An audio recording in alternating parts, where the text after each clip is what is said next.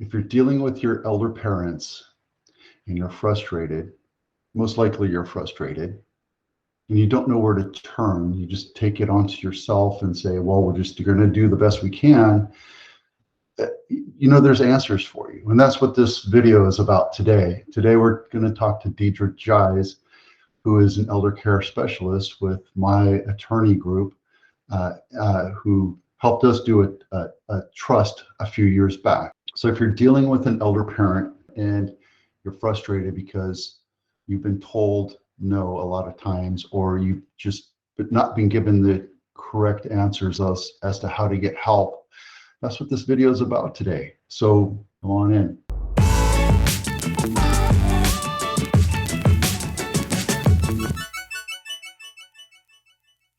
Today we're going to be talking with Deidre Jies with the Almaden Group. And if you've seen some of my previous videos on probate and trusts and propositions, this is all culmination of, well, now I have my parents and they're getting older and I think I need to get them help. I just don't know how to ask or what questions to ask. And that's exactly what we're doing today, because I want you to feel empowered to know that there's people out there that are here to help you. And that's what we're talking about today. So without further ado, please meet Deidre Jies. I'm Deidre Jies, and I'm a geriatric care manager here at the law office of Litherland Kennedy Associates. And it's a very unique partnership. You will not normally see a geriatric care manager working alongside attorneys when needed, or on my own if legal work's not necessary. And it's not, when it comes to geriatric care managers, there's all types across the board. Some are more like case managers. Some are where I'm going to check in every day on a person. What I do is I'm the person that is contacted. Normally it's a medical crisis for an elderly person. Sometimes people contact me early, and I love that, because what we're going to look at is if the parents' estate documents are in order. I have the attorneys do that, and just making sure everything is going well, and then checking in like once a year or so to see how things are going. But then there's these needs that come up. It's like, oh, we need home care.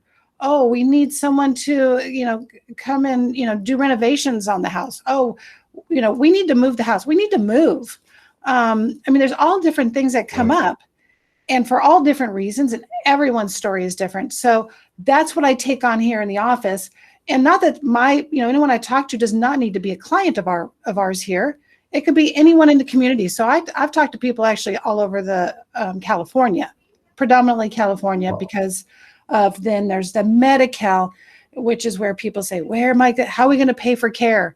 Everyone's house rich and money poor, especially, you get them to the 80s and 90s. So right. That's kind of a nutshell. It's a complicated nutshell, because when we first met, we were talking about what happened to my mother-in-law and my grandfather-in-law. Within 7 days they passed, and it was all this stuff going on. And you said you need to talk to I forgot his name. Justin. Yeah, Justin, and get set up and go to the seminar. And all these questions I had in my head about having a trust for our family, I had asked a bunch of other lawyers, family lawyers or trust lawyers, and they're like, yeah, we can do that. Yeah, we can do that. And when I sat down in that seminar, they were talking about all these questions that I didn't even think to ask, right? And on top of the questions that I had, they were answering every question that I had. I was like, checklist, checklist, checklist. And all of a sudden they're asking all these other questions. I'm like, I didn't even think about that. And I think that's the whole purpose of this video, is because, there's the people out there that have elder parents that need help. And, what I see happen is people just kind of take that brunt onto themselves, and they go and say, well, I'll just take care of it. I'll just go figure out how to work it and try to figure out Medi-Cal on my own. And that's a tricky wicket, right? You need to get help, and you need to be able to know what questions to ask.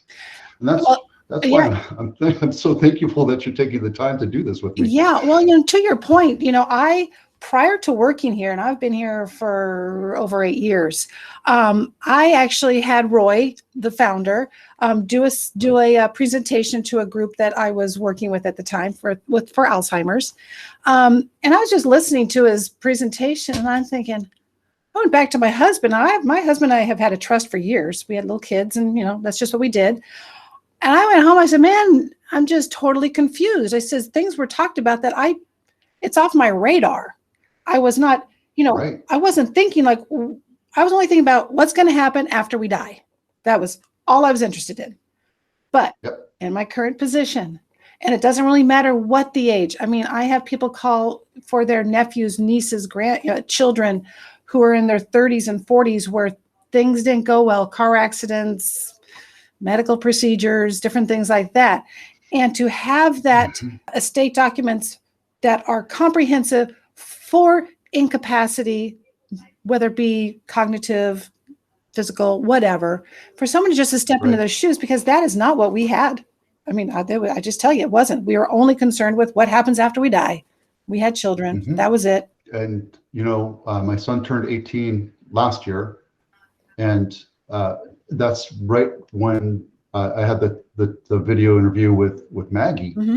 And she said, "Yeah, you need to have what happens if he gets in an accident? Knock on wood, God forbid, knock on wood. It's a morbid thing, right? But then you say, hey, look, son, you are 18. You have to make these directive choices. What happens if you get in an accident? What happens if this happens? You have to tell us what to do, because otherwise the state's going to take over, or there's going to be this big fog of, I don't know what to do." So we had him go over to the office and fill out his directive in case something happens, and it's notarized and it's filled out, right? It's simple little things like that you guys take care of that I'm so grateful for. You said it yourself. What happens if you get into Alzheimer's and you don't know how to handle the estate? And what happens what are your choices right now as an adult in case something happens? How are you going to handle this? How is your family going to handle all this if you're incapacitated?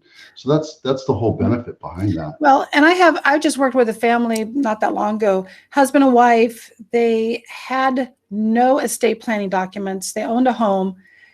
Dad ended up with cancer. He quickly slid. Mom has some cognitive issues. I wouldn't say, dementia, but mild cognitive issues. And the son was just banging his head against the wall to get done what needed to get done. And something as simple as we needed to move the house that was in community property, put it into joint so that when Dad died, at least there'd be a step up in basis. Full step up, as well as, that means for those watching, erase all the capital gain.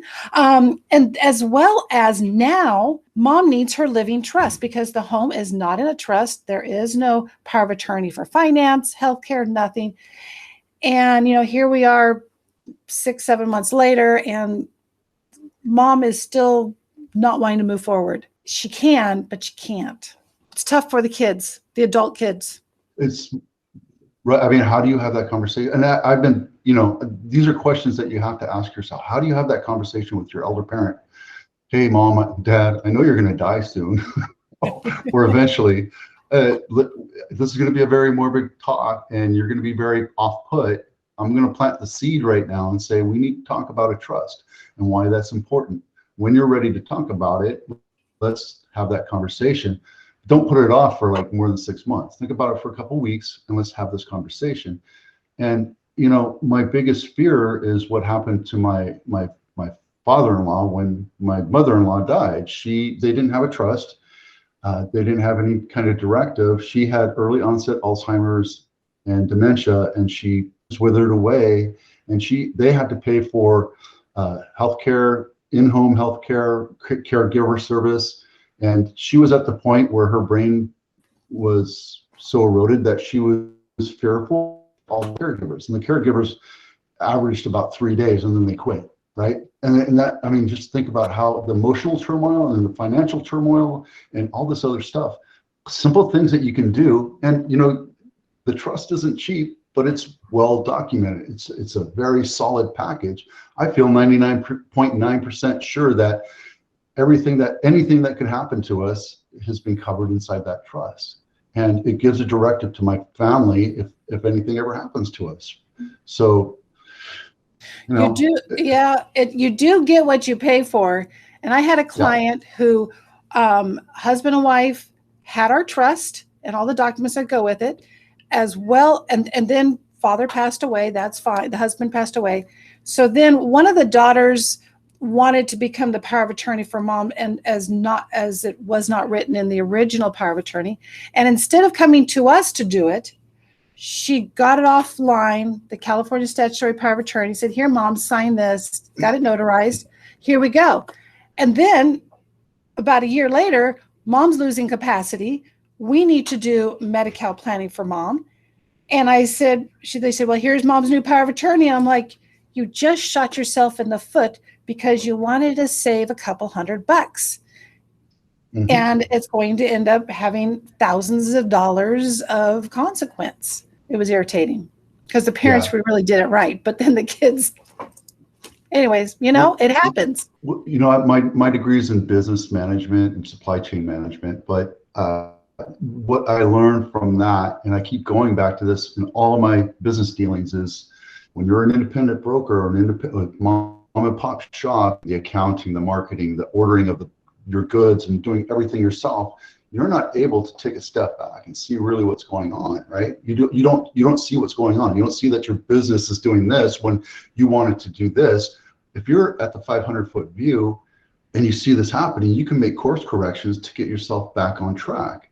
And that's why I went from being an independent broker to working with a larger brokerage like Compass, because they take care of all the other stuff that I don't have to deal with anymore. And I can see my business from a 500-foot view, and my business is growing. It's the same thing with your internal family thing, right? You have to be able to say, hey, look, I need an accountant to do my taxes because I have a house, or I have, this windfall of money from Facebook because I work there and I have like $10 million, whatever those things are. But I also need to get a trust done. And if you're going to go to somebody that's $500, you're not going to get a lot of information from them. If you're going to pay a little bit more money for it, and yes, it's going to be a lot of money, it's going to be worth your time because you don't have to worry about that stuff. It's the same reason why I go to my accountant. He tells me what I can do, and what I can't do. And we're always like under what we can do because we don't want to get in trouble with the IRS. But at the same time, I trust him to do that. I trust you to write the trust so that I feel comfortable. I don't want to do it myself anymore, right? I used to do everything around my house, and now I hire contractors to do it. And, there is the whole legal aspect that is the foundation for helping your parents, helping the elderly. It is foundational because everything else comes from that. Now, let's just jump to me. So I'm not an attorney. I have been well trained by the attorneys, but I am not trying to give no legal advice, which is the beauty because I am the one that understands the everyday goings on of what's going on in people's houses. I just had a person call me, and her husband has dementia, and she, as to be expected, just worried that she's going to use all her assets, their bank accounts on his care, and she's going to have nothing to live on in her coming years. So she calls me and she said, I have over 200 hours spent looking into Medi-Cal, educating myself. And I'm like, so I told her directly, I said, so what you're telling me is you know enough to be dangerous to yourself. And she didn't quite appreciate that. But as I'm talking with her, she was talking Medi-Cal eligibility for someone under 65, the income, test versus there's Medicaid. She was looking at other states without knowing it. She's looking different time frames as far as pre-2017 when some things changed for a state recovery. It's like, come to me. I can cut to the chase, save you time, because there's, as you know, you've been through it. There is so much out there, and so many people are vying for your business, for your, pay us to take care of your parents, pay us to take care of this, and pay us to take care of that. I do I'm not the person who does that, but I have vetted my referrals and can kind of just cut to the chase. What do you actually need? How can we save you money? I don't know if she's called you yet or not. Just a few days ago, one of my friends from Facebook said, I need somebody that does caregiver service. And I said, DM me. And I said, call Deidre. And because, you know what? I'm not an expert. I don't know. I'm not even enough. I don't know enough to be dangerous. I was like, I just say, go ask Deidre. She'll tell you what to do, because it's true, right? You learn in life that you have to trust people to know different things. You're the professional in geriatric elder care. I'm the professional for selling your home. My accountant does all my taxes. Why waste 200 hours when you can just say, hey, let's have a call for 2-3 hours or whatever it is, and we'll figure out, and you get me on my path. And I'll feel a lot more confident that it's taken care of, right? And, you know, the reason why I had her call you, this friend, is because I don't know what the story is. I don't know what's going on, but maybe he has dementia. Maybe he has other issues with the elder parent. What other things could you ask her that she didn't think about? That could be like, oh my God, I didn't even think about this. Thank you so much. And you're saving her hours of pain and suffering. I hate to say those words, but it is truly your pain and suffering because you're trying to figure it all out. Right. And, you know, I say when I'm helping people buy a house, I'm your guide. I'm your Sherpa. I'm going to show you everything about the house that I can. I'm going to tell you about the process. I'm going to tell you how to do financing. I'm going to do everything and make sure it goes as smoothly as possible. That's what you do for elder care. Right. And I think it's just great that we get to spend time on this. So, you know, I have a little bit of an outline here of what I wanted to ask you. I know that what I had you before was a whole lot more, but I think the key here is you're here to help people understand the process and learn that there's other questions that you don't even know that there's questions about, right? I mean, maybe there's a story that's ringing up in your head that you can talk about, but you know, that's like the biggest thing. It's like, you know what you know, and you know there's things out there that you don't know. Right. And that's really where you fit into this puzzle. Right. And why that question is so difficult, because I mean, I can think of 100 stories. And you know, and every story is different. So for example, you mentioned just like the caregiver. Someone will call me up, you know, you have any referrals for caregivers, home caregivers? I'm like, well, tell me the story. What's going on? And it might be, like you said, okay, person has dementia. It's for my father. Yes, my mother lives with him. No one else is there. Family is, you know, 3 hours away. You know, and this is what I'm finding out. And as well as, you know, it's like, well, you know, what are their finances? We need to talk. Do they have the money to support home care for any length of time? People find it amazing that assisted living is actually less expensive than 24-hour home care. I would think being at home would be less expensive. Like, no, it isn't, unfortunately. You know, and then what people totally off the radar normally is adult day programs. That's an excellent way to save money, as well as, especially for those with dementia, Parkinson's, different diagnoses, support groups. Oh, I don't have the time for a support group. It's like, you don't have, how do I say that now? You do not have the time. You do not have time. Right. Because it's just a wealth of information sitting there for people who have gone through this journey before you. And as much as I can kind of lead the way, it's others that have been there are really going to give those little nuances and the day-to-day how to deal with things. You know, oh, my mom's telling me is accusing my dad of stealing things, or my dad's hitting my mom because she thinks he's da-da-da. I'm like, well, okay, hold on. You know, let's talk about this. But then we have other people, you know, I remember this one client I have whose wife had early onset, and she was I told him, he called me early, and I said, he's like, what am I going to do? And I said, well, this is generally the way it's going to go for you and your wife, is that first you're going to do an adult day program while you're at work, because this is a person in their 60s, early 60s. She was in her 50s, children still at home, high school age. And I said, you know, you're going to need to get her out of the house. You need a break. The family needs a break. do an adult day program. And when it becomes a little bit more, what you're going to do is you're going to then hire care on the weekends. And then what you're going to do a little later is you're going to hire care during the week so that that person either picks up, drops off, and takes care of mom the rest of the time. And then you're probably eventually going to be looking at assisted living memory care for her. And then maybe you're going to down the road need skilled nursing because she'll be at a higher level of care. And what do you know? That is exactly how it worked over, it must have been maybe a 4-year process. But what I remember is him coming over and, I mean, literally just flops on the chair. He says, "Hi, Deidre." I'm like, "What's up?" And he said, "I'm just exhausted." And I said, "Well, what's going on?" He says, "Well, we're doing the daycare, adult daycare." And I'm like, "Okay, great." I said, "When do you drop her off?" He said, "I drop her off when I go to work. And then I drop her off at 3:00 when I get home." I said, "George," for lack of, it's not his name. "George, Right. For privacy concerns. I said, the daycare is open till 6. Why are you picking her up at 3? And, you had the mentality of like, when you had children in daycare, if you're not working, you pick up your kids. You spend time with your kids, you educate your kids. That's what you do.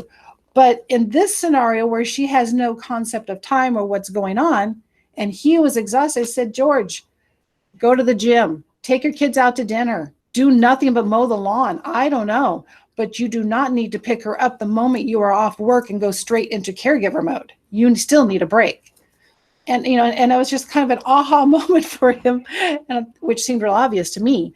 But, everyone's story is so different. Right. And, people, I think while you were relaying that story, I felt like if that was me, I would feel guilty. Yes. Most of that would have been guilt. And you need permission. You need permission, right? Mm-hmm. And that's selfish of me if I did that. If I went and just sat on the TV, sat and watched TV for 3 hours while my wife was at daycare. But sometimes you need that. Sometimes you need some me time, right?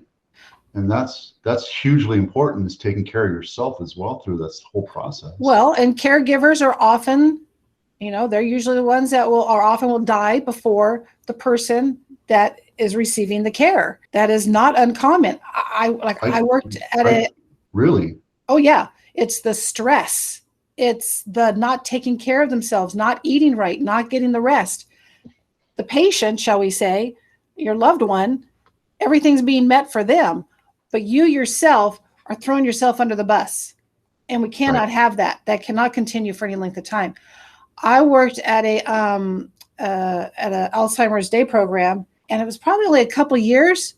And there were literally 3 times where our client did not show up, and we call, no one's answering. This is after a couple of days, and they do a check and they find out that the caregiver had passed and their loved one is just around the house doing who knows what. Right. That's crazy tough, right? Yeah. Stuff where, and that's what support groups are for. I mean, that is because that's going to open eyes. It's like, oh, you mean I don't need to do it, or this is something I really need to address for myself, that I do need to take that hour to go for a run. Whatever it is, it's extremely important. We want to keep the caregiver. And the other guilt thing, Vito, is that when someone is going to have their, usually it's like a spouse, go into an assisted living or skilled nursing for their care, they feel guilty about that. It's like, oh, I'm not able to take care of them. It's just, it's heartbreaking. This isn't what they wanted, da, da, da, da. And I keep telling people, it's like, no matter where your loved one is, you will always be a caregiver. You are not to just step back. No matter who's hands-on care, you've got to watch after them. And you want to make sure everything's being done properly, and you are there regularly, and you are keeping up, and you're still coordinating the doctor's visits and the medications and all that.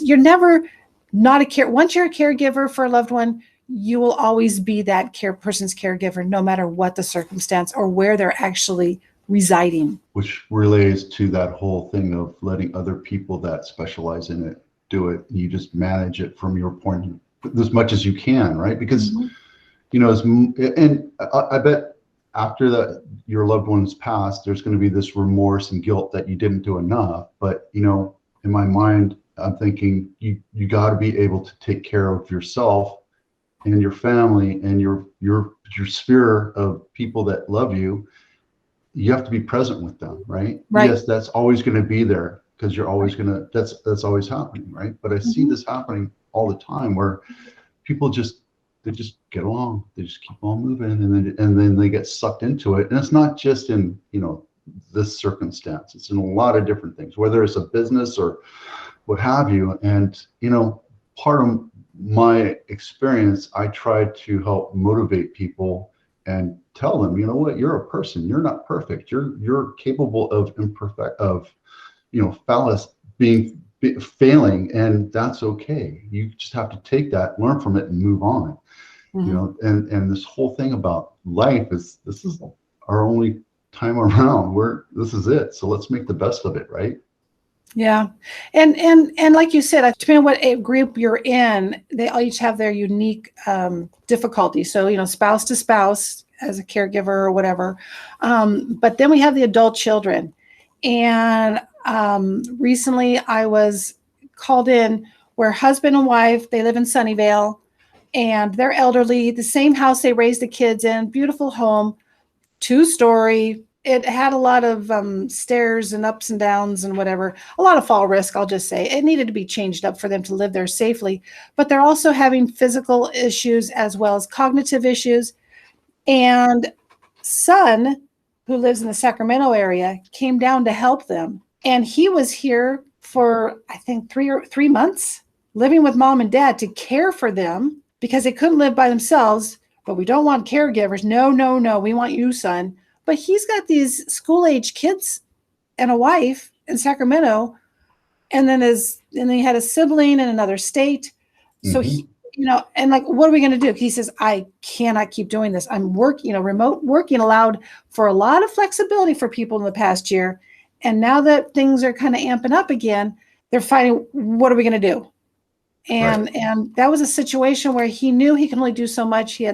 He says, I have the best family, the best wife to let me do this, but this is not a long-term solution, obviously. I mean, anything like that is emotionally and physically grueling on your body will take its toll, right? When we had our twins, they were premature, they were mono, and we were in NICU for a month after they were born. But for 6 months, the standard thing is you get them on a regular schedule, feeding them so that they learn how to sleep through the night.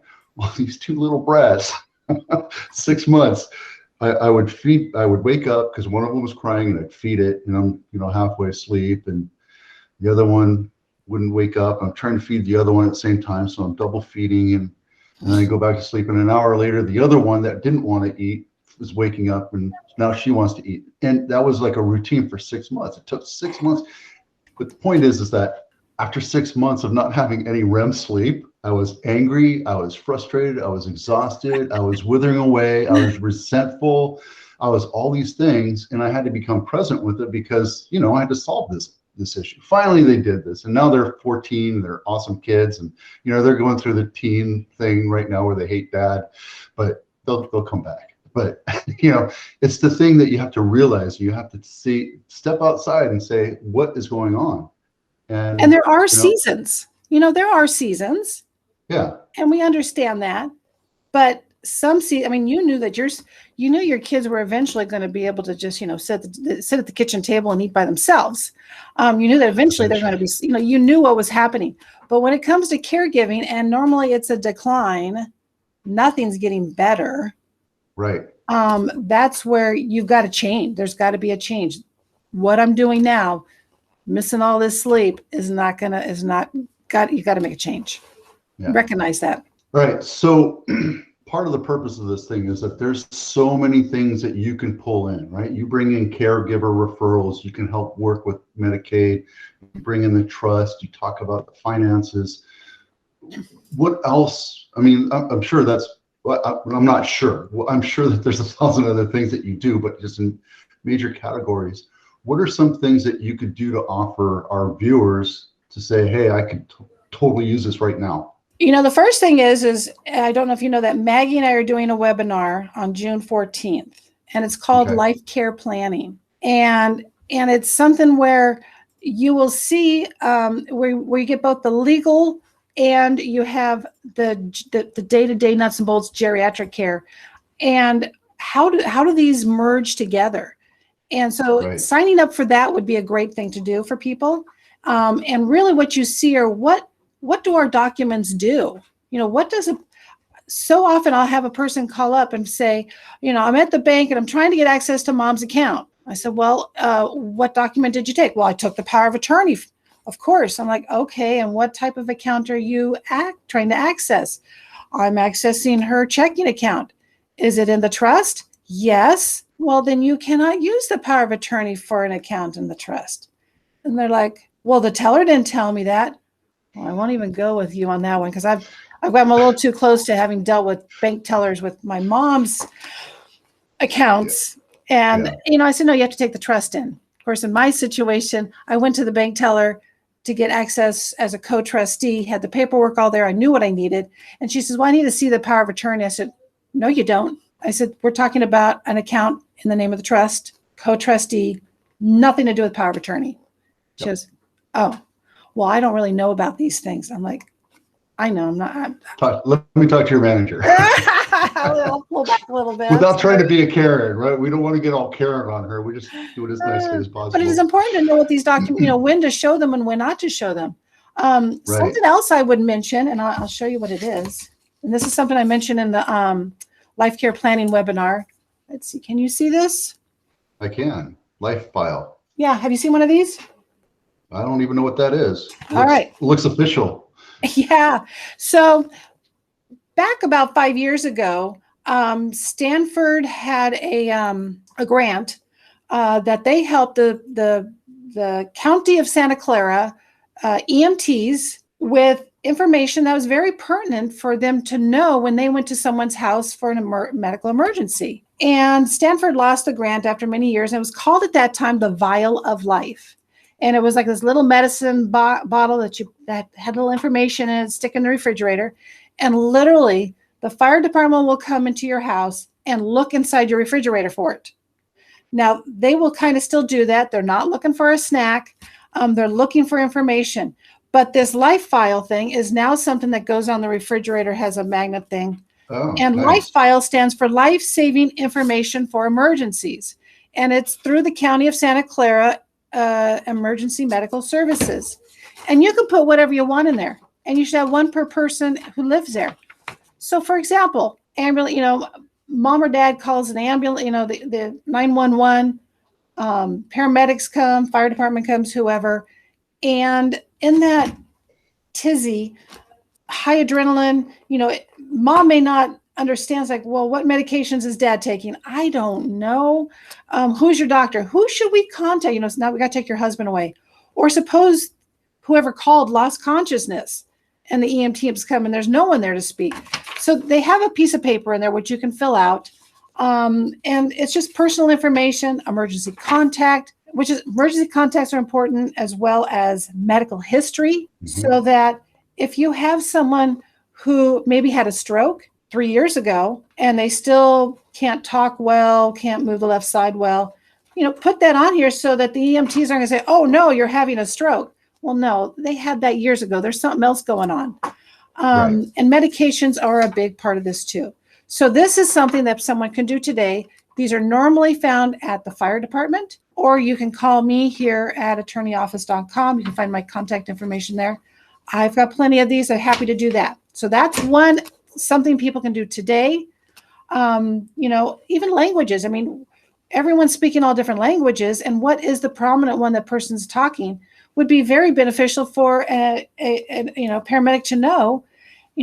Are you not responding because you have Alzheimer's? Are you responding because you don't understand my language? Or is there really a medical situation that you can't understand me and respond? Right. Very important. And this is very critical at the time. Right. And then some people ask me about these things. That's pink. It's pink. It's a bright pink. Big, blurry. Yeah, it's all blurry, so I can't see it. This is what's called a POLST, a physician's order of life-sustaining treatment. This is this is an end-of-life document. So if you're elderly and I don't care how old you are, I'll just put out however old you are, but you're like, you know what? If I had a heart attack, just let me go. I have lived a good life. I do not want to be on a feeding tube, respirator, half brain dead, vegetative state. If I have a heart attack, I'm heart stopped, I'm not breathing, just let me go. Remember the old DNR, do not resuscitate? Mm-hmm. So this is the modern version.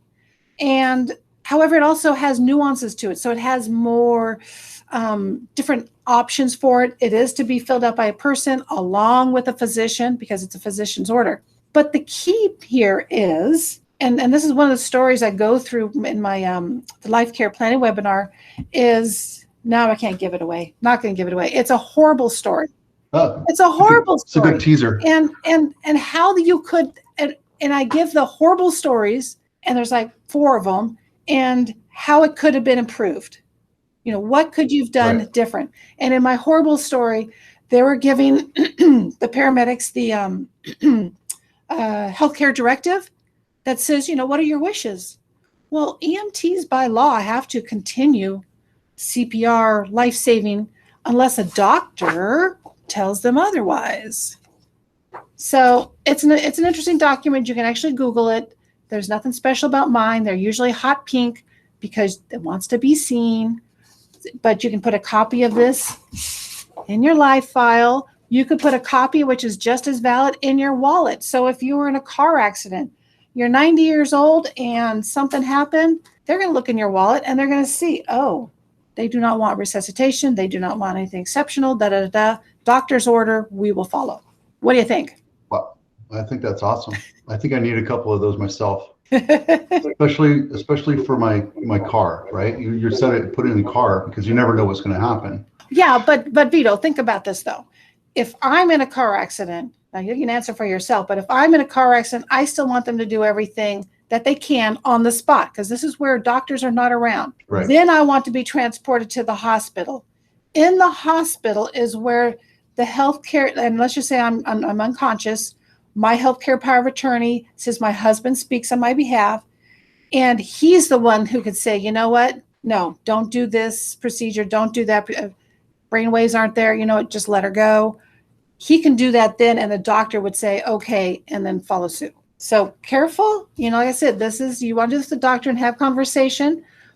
More of an end of life when you're like sit and done, or okay with that? Yep, I'm okay with that. All right, we're up at 40 minutes right now. I know you're busy, and I want to let you get on with your day, but I do have one more question. And I kind of mentioned it before when I was talking and rambling. If you're a child of an elder conversation. Parent, how do you start the conversation? Okay, so I know that I know Maggie, the attorney here, talked about it. It's like, yeah, go ahead and ruin the holiday dinner. Just bring it out there. So what's going to happen when you die? No, it is good. First of all, we do talk about holiday gatherings to bring this up because everybody is around. Oh, yeah. Because what we don't want is 2 sisters sitting in the ER, mom's is being treated, and one who has the power says, yeah, let's just let mom go naturally. And the other one says, oh no, at all costs, we keep life going. What does mom want? And if mom had this discussion with the 2 of them together, and obviously the power of attorney, the person who is the actual agent, will win this argument. But it would be really nice if everyone was on the same page and knows your wishes. So ideally, we do not want this a one and done conversation. We want to drag it out and keep it going. Now, you're talking from the perspective of how does a child bring this up to the parent? Mm-hmm. And the way to bring it up is most parents do not want to be a burden to their children.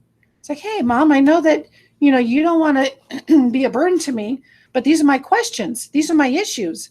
Do you have estate documents? What gives me authority to step in? Where are those documents? And starting more legal is a little easier.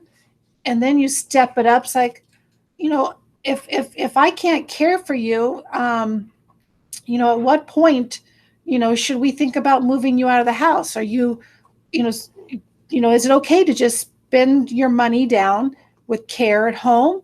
Or is an assisted living good? Or like in my own personal life, my mom was, my dad had passed, mom's living alone. All was well until she was one of those people driving and had the hit the accelerator instead of the brake.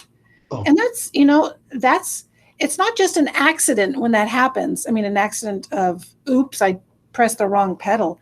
It's actually a sign of the processing issue. Is processing's not happening properly, which we could see. We knew what was going on. But she was a very stubborn woman, and having conversations every time she visited. So, Mom, when are you thinking of moving up here sometime? Mom, what would it look like to you? What would this look like to you? What would you want?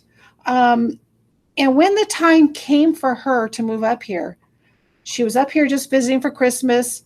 I said, so Mom, hey, very casual. Want to look at some independent assisted living places? Oh, sure, I'll look at one. We looked at one. That was the open door. Looked at another one. She said, I like the feel of this. I said, so Mom, what's keeping you from making this decision now? And that could be with care. That could be with the legal documents. It could be with any other topic you want. What's making you not make that decision now? And she was moved up here in 2 weeks. And then we sold her house after 3 months, gave her time to acclimate, always leaving that open door to return home. But when it's important to you, as it should be for them, it's what's making you not make that decision. right. What can I do to help you make that decision? Now, what I would really like, Vito, is for the information to go down from the parents down to the adult children. And sometimes the children don't want to hear it. I don't want to hear about you dying. I don't want your stuff. No. It's like, and that's where it's like, I'm not talking about me dying. I'm talking about me taking charge. And this is what I want. And this is what's important to me. And another way to start the conversation is with there's this deck of cards. I can't think of what they are right now, but anyways, there's this deck of cards, and you kind of look at it, and it's just, you can actually pass it around at a table if you have, your siblings and mom and dad, and like, what are the top 3 priorities for you? Family, and this is end of life planning, and it brings up discussion topics. It brings up things you may not want to talk about. It also allows you to see what's important and not important. I did this with a complete stranger in a course I was taking, and it was really funny because we both chose our top 6 important things at end of life.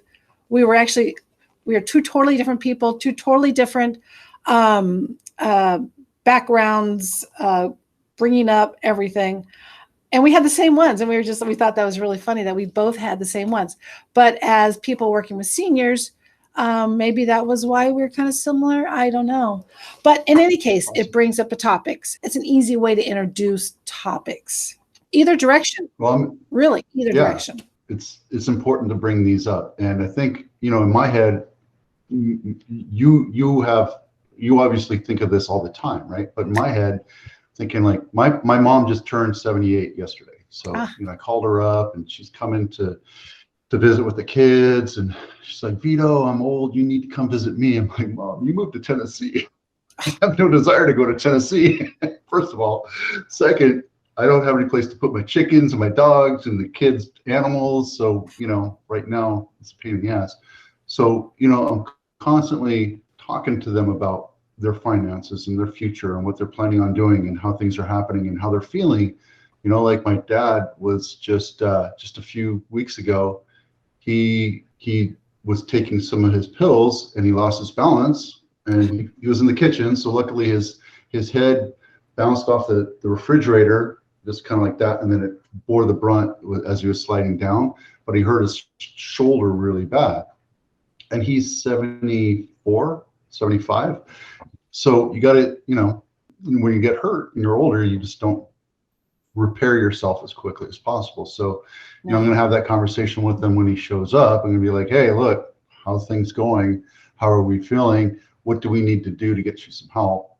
And see where they're going with this. But, Well, and you bring up a great point, and that is, it is normally these accidents that will cause a senior this downward decline, and they're preventable.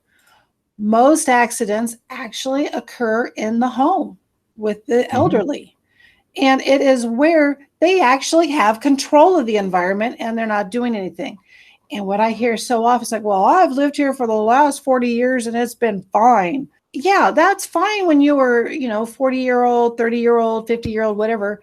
But now you're 80 years old and lighting is a big factor. And your response time is slow. So your eyes aren't adjusting to light as quickly. And your response time, if you did the little trip when you were 40, you would trip and go catch yourself. But now you trip and you don't have enough response time and down you go. And when you break the bone, and like I said, this is often the beginning. So having a home evaluation, no matter where you are, that's another thing that could be done. I have everything figured out, everything. But what about the home?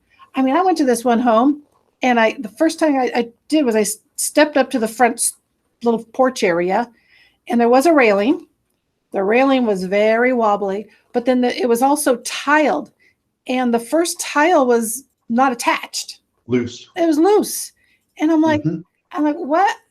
He says, it's been that way for years. I'm like, no, I know what you're saying, but no.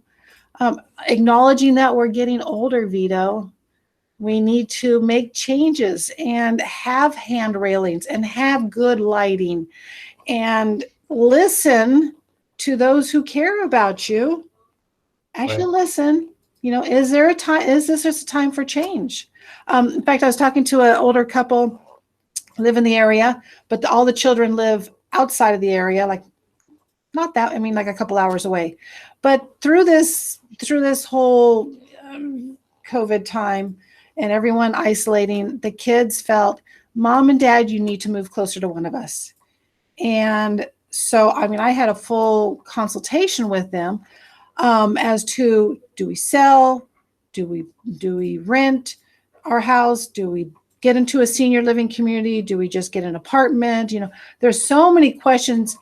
And after that discussion, they had a direction that they felt very comfortable with and was a win-win for everybody. It's a little complicated. And they made the choices. So they were empowered to make those choices themselves before it was too late. Right. And I always say, if you're going to make a change, do it while you're still moving and social, because that's what's going to connect you to wherever you move. And I don't care if you're just in a regular apartment, neighborhood, or senior community, because what happens is people say, well, I'm going to wait until I need it. And now they're bedridden and all they're doing is laying in their room. They have no connections with anyone outside of their four walls. And that's not the life that we want in the end. No, you want to be gathered by people that love you and that you're around and that are like you. So you're social. So I spend a lot of time with friends that are much older than me. And I always give them approbation about being so active and being, social and going out and riding a bike, or, like I was talking to my inspector, who's I think 76, 77 years old, Air Force vet. This guy is just corn-fed still, right? And he rides a bike every day and he does planks for 5 minutes. I couldn't do 5-minute planks. And, but back before COVID happened, I got up to doing 50 push-ups 3 times a day. And then when COVID happened, I was like, oh, it's Armageddon. So we're all going to die. I'm going to get fat and whatever. I don't care. So I stopped doing my push-ups, but Jim and I talk about this and I see him all the time because we're selling lots of houses. And he's like, Vito, yesterday I got up to 30 push-ups. I'm like, holy cow, wow, that's awesome. But he's the outlier, right? Mm-hmm. You're 77 years old. There's not very many people that are 77 years old that are as active and as socially exploding as he is, because he's out talking to people every day. He's using his brain and he's using his body and he's out there. And there's other people I know that are just kind of withering away, right? They have bad hips, they have bad back, they have bad shoulders. So they just they're less mobile. And, I think the story there is just stay mobile, stay social, stay active, get your brain moving all the time. Don't just sit in front of that TV. Right. And listen to the news. And a big part of that is when you talk retirement, it's not what are you retiring from, but what are you retiring to? Right. And, I mean, it can be simple, but, and really, do you need to retire fully? Look at your options, because continuing to work in some degree really keeps the brain going, keeps you active.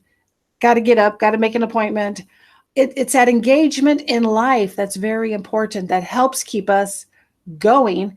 And we're all going to die. Sorry to say that is the end. But and we all have to pay taxes. We want, exactly, but we want to be at the highest level of ability right when that happens. And that's true for even those with Alzheimer's. Keeping them at the highest level is through activity and socialization. They're not going to go to a job, but they certainly, people say, well, no, they just want to stay home and watch TV. I'm like, no, that's not going to keep them high level. They're not moving. They're not interacting. The brain's not thinking. Well, they can't think anyways. I said, if I dropped you into the middle of a room full of a nationality that you do not understand the language and the custom, you're going to sit there and you have full brain capacity. You're just going to sit there and you're going to think about what's, how are they? What are they doing? What's expected of me? What's next? That in itself is a lot of brain action going on. And that's what we want for, as we get older, and we don't have to do all that much thinking. But yeah, go travel when we can travel. Do things out of your comfort zone. Right.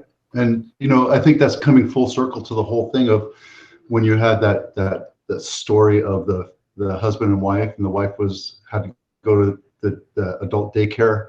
And that's probably the best thing for her, because otherwise the husband has to work. The husband has to take care of feeding the kids and getting them to school and doing laundry and taking care of the house and doing all this stuff.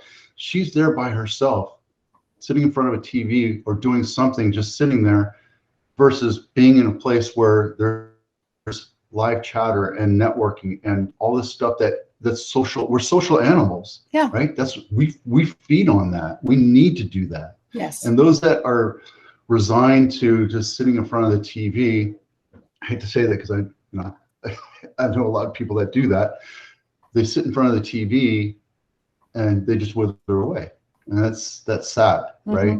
Mm-hmm. So, and you don't have to do stuff like go on trips or go on vacation. You can go walk around and talk to people, unless you're not very lucid and you have Alzheimer's, and that's another situation. But if you're elder, you need to get out and move around and get some vitamin D and get some oxygen in your lungs, and don't let your body atrophy, and have those conversations with your kids. Right. Right. And also we haven't talked about volunteering too.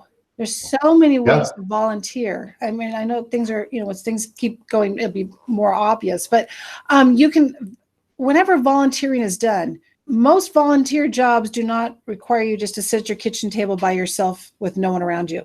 It's usually with someone doing something. I mean, it's just a win-win. Yeah. Yeah, I have a friend who works at the Habitat for Humanity, at the Restore, and he's got to be close to 80 years old. And, he's kind of losing it a little bit, but he's still active. He's still in front of people. He's still moving stuff around. He's doing his own thing, but he's still talking to people. And, it's great that he's doing that, right? Because he's volunteering, he's spending time doing it, and he's being social, and that's the best thing you can do for everybody. I don't care if you're 30 or 83, you need to be social. Right, exactly. Yeah. Anyway, well, we're at the top of the hour. This has been a great conversation. We should have done this a long time ago. We had our trust done. I think I was in my early 40s when it happened, because that's when Jill's mom and grandfather passed. So we had a trust before, but it was a rinky-dink thing, and I just did not feel comfortable with it at all. And then when I met with you, you're like, you need to go see Roy and Justin and sit down at that seminar. And my life has been complete. I feel like I spread the gospel of the Litherland Group. Well, we appreciate that, Vito, definitely.